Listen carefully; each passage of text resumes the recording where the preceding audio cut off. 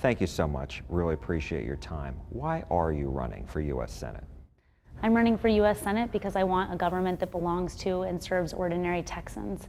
I spent my career here in Texas bringing people together to make sure that government works for us, whether it's tackling some of our biggest problems around employment, wage inequality, student debt, or healthcare. I've seen the power that ordinary people can have when they have a government and elected leaders that actually respond to them and know what they go through every day. And I want to make sure that Texas has a senator that's willing to fight for everyday families and actually address the real problems that we face. What is the rationale for your campaign then? Here in Texas, people want a senator, someone that will fight for a state of 29 million people, that understands that Texas has more to lose or gain on the major issues that our state and country faces, whether we're talking about healthcare, immigration, climate change, or gun control, than nearly any other state. And I think we deserve a senator that understands that is going to fight for us and bring our diverse communities together. Texas is one of the most diverse states in the country, and we also deserve a senator that embraces our diversity and respects and honors who Texas is today. How will you convince Democrats in Texas that you are the best candidate to take on Senator Cornyn or the Republican nominee? Well, in Texas, I think what I understand is someone that grew up, my dad's white, my mom's Mexican. My white grandpa used to say we were purebred Irish Mexican Americans.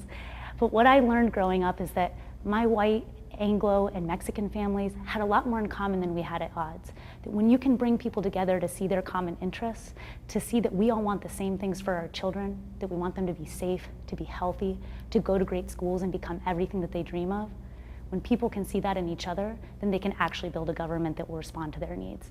I'm going across the state to speaking to all voters, young voters, Latino voters, black voters, white voters, and understanding that one of our greatest strengths is our diversity, and speaking to that, and speaking to our diverse interests and needs, but also what we have in common. The Democrats have a very diverse field of candidates. And so I'm wondering, everybody brings something to the table based on their experiences, who they are, et cetera. What is it that you bring to the table that perhaps your competitors on the Democratic side do not? Well, one, I have a decade and a half of experience working on some of the most important issues that often get ignored by politicians and solving them for Texas.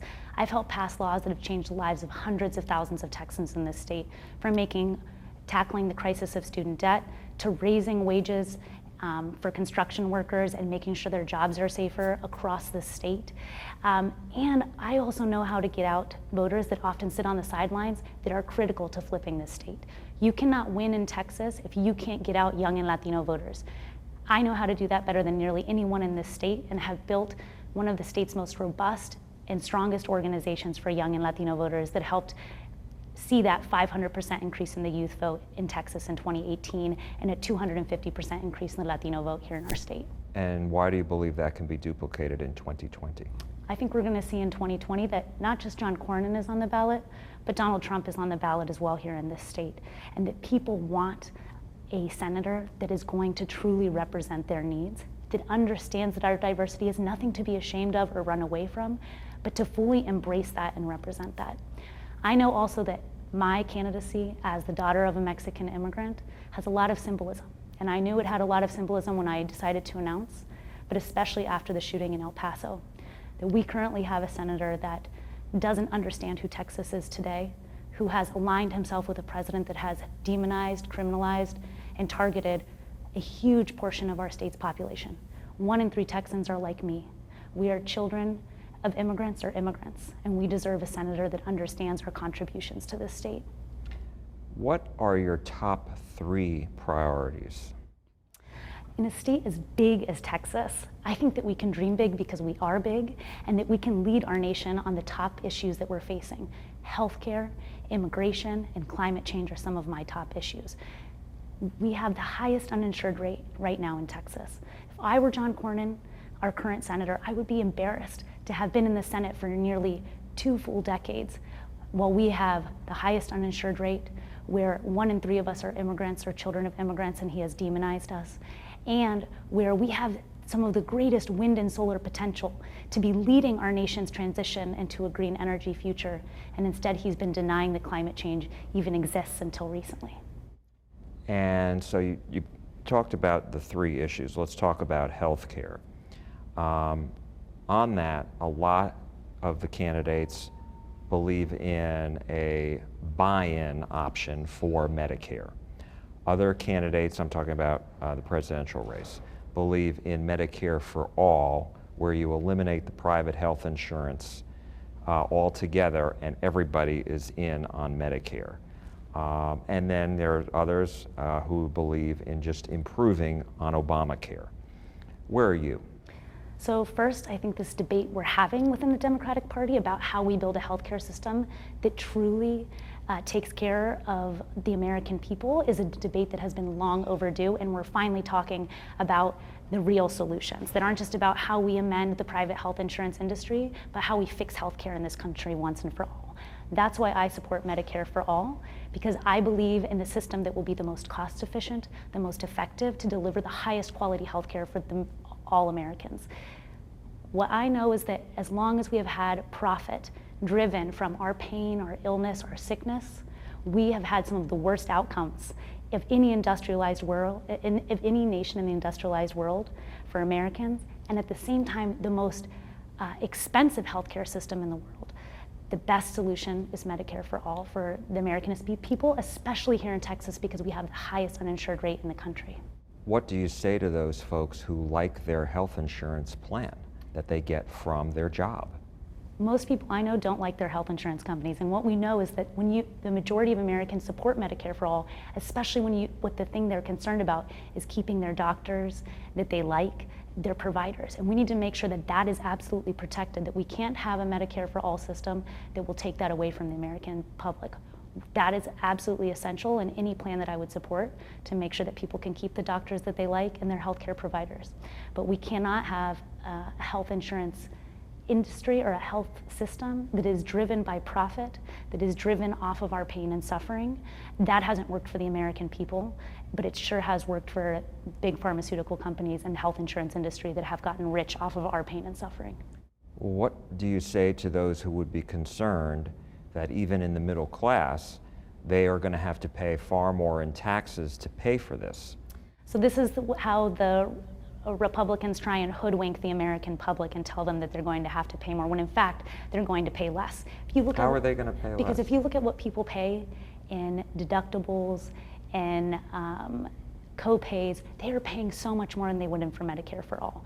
And also when we have such a high uninsured population, especially in this state, we all pay for it. When someone has to go to the emergency room, especially the middle class, from their property taxes, because that's how we pay for people that are uninsured. They go to the emergency room locally. I do that as a homeowner.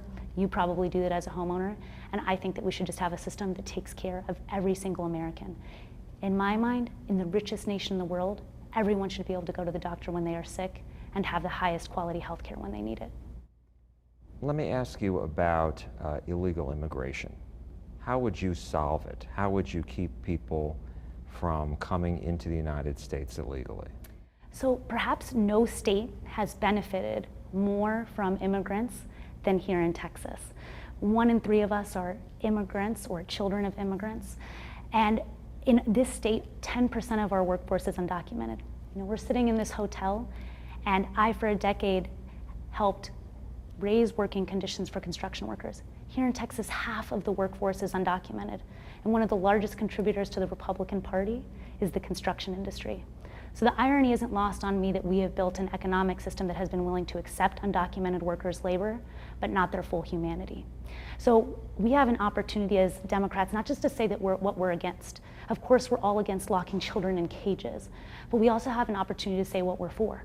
I believe we need to overhaul our entire immigration system to make sure it works for immigrant workers and families and American workers. That we need to allow people to come to the country safely and legally, who build our homes, who pick our fruit and food that we all eat, and have their rights protected, because that also protects the rights of American workers. And that goes to smart foreign policy and smart trade policy and smart climate policy.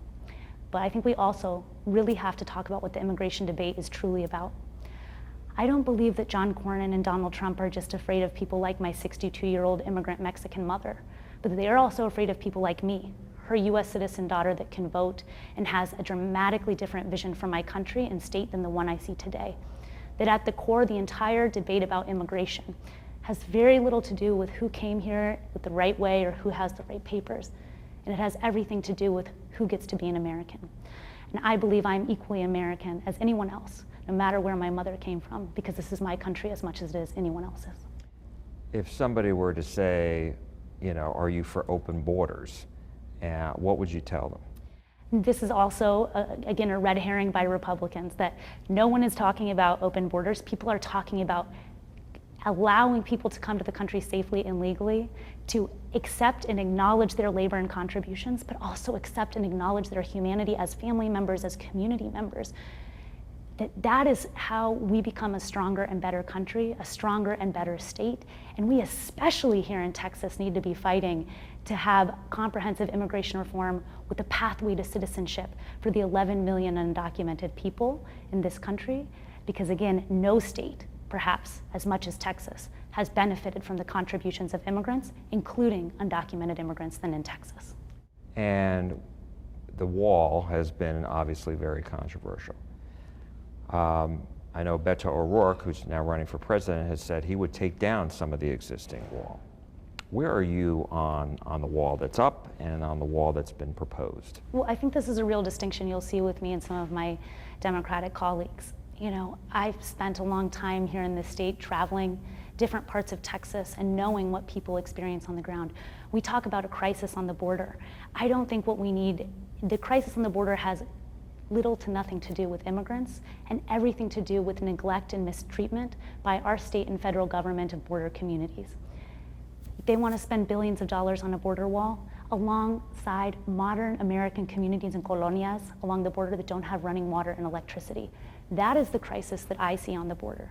The crisis that I see on the border is that we have some of the highest uninsured rates in the country, that there needs to be investment into healthcare, into infrastructure, into border communities, not more resources being dumped into a useless border wall that simply divides us and is a wall of hatred.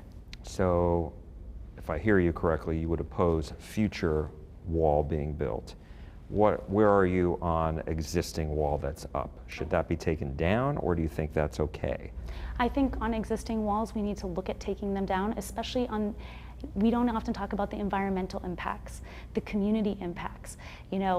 Here in Texas, our federal government is talking about seizing the lands of Texans to build a useless border wall. So I am not only for taking down useless portions of the border wall, but also making sure, as we're looking about how we're going to spend money along our US-Mexico border, talking about the real crises that border communities experience. Again, more dollars allocated for infrastructure, for healthcare for communities, and electricity and running water for modern American communities that live along our US-Mexico border.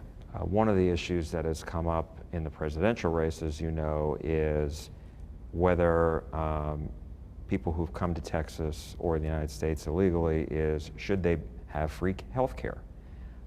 What do you think? I think that we have Congress that has failed to act on immigration reform, that we can't talk about these issues in silos, that's exactly why we need immigration reform that allows people that have been working hard and contributing in our communities to have their legal status recognized, to have a pathway to citizenship, which was what the majority of Americans support. And if Congress is unwilling to act, yes, we need to cover the health care of immigrants in our communities, because here in Texas, for example, I said earlier I worked in the construction industry. Well, 1 in 5 workers that build our homes, our schools, our roadways are injured requiring medical care here in our state. If we don't provide them medical care, we're still picking up the tab in emergency rooms. We're still picking up the tab of that real trauma and care that immigrants need in our community. So we need to extend protection and health care to all of them, but most importantly, we need Congress and people to stop playing politics with the lives of immigrants and immigrant workers, because they are also playing politics with the lives of American workers. And I know that that is very much so with the case with my opponent, because while I have been representing people that lost their fingers, their limbs, and lives building our state, he was pocketing money from the construction industry, something I would never do. With regard to climate, a lot has been talked about as far as the Green New Deal. Some Democrats say they fully support it, other candidates say it's an aspiration. Where do you fall on that? I think climate change is one of the major issues that Texas should be leading on. You know, I'm not surprised that my opponent, John Cornyn, is opposed to the Green New Deal. I frankly don't believe he's read it, just like he apparently didn't read nearly 2 decades of science reports around climate change because he just realized that climate change is real recently.